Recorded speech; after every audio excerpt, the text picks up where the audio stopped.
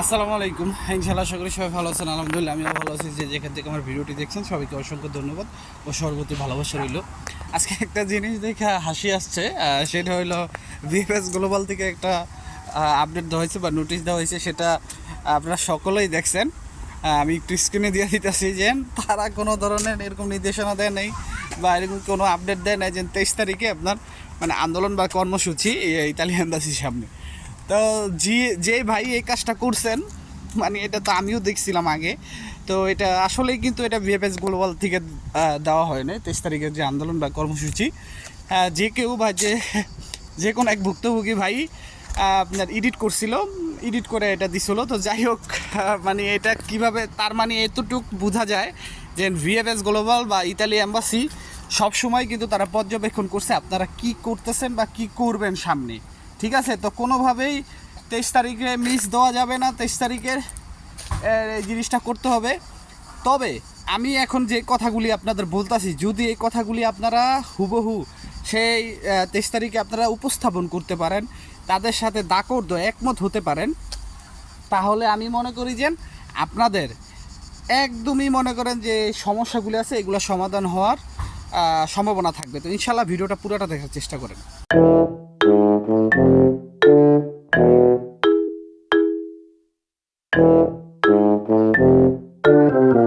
তো সব কিছুর জন্য আলহামদুলিল্লাহ আমি বেশ কিছুদিন ধরে আমার ভিডিওতে আমি শুধু একটা কথাই আপনাদের বলতেছি যে আপনারা যদি 23 তারিখে আন্দোলন বা কর্মসূচি করেন, তাহলে আপনারা দয়া করে ইতালি অ্যাম্বাসির ভিতরে যদি কোনো প্রতিনিধি, আপনারা একটা টিম গঠন করেন বা কোনো প্রতিনিধি যান 4-5 জনের, তাহলে আপনারা জাস্ট এই জিনিসটা উল্লেখ করবেন যে দুইটা জিনিস, যে আর কতদিন সময় লাগবে এই ফাইলগুলি সবগুলো ফাইলের আপনার ক্লিয়ারেন্স দিতে, তাদের রেজাল্ট জানাতে।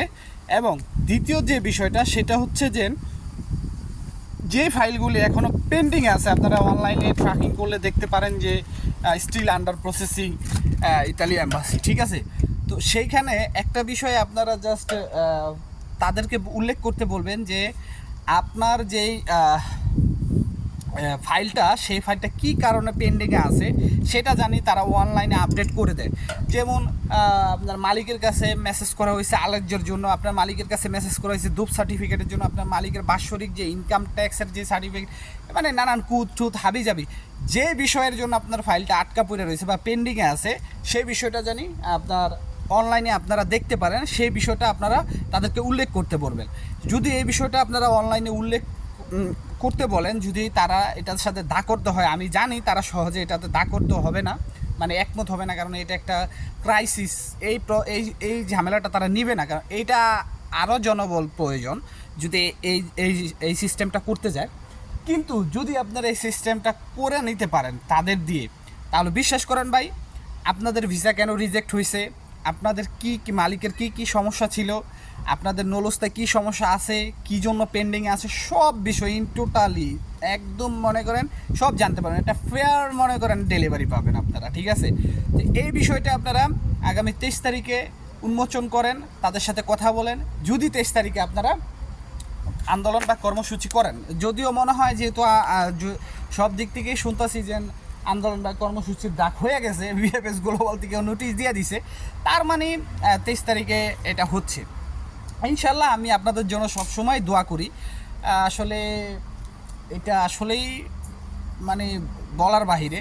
তারপর আমি সবসময় আপনাদের জন্য দোয়া করি, জানি আপনারা সফলতা পান। এই লাস্ট মনে রাখবেন, এটাই ফুল অ্যান্ড ফাইনাল এবং লাস্ট। এটার পরে যদি আন্দোলন বা কর্মসূচি হয়ও তেমন একটা কোনো ফায়দা হবে না।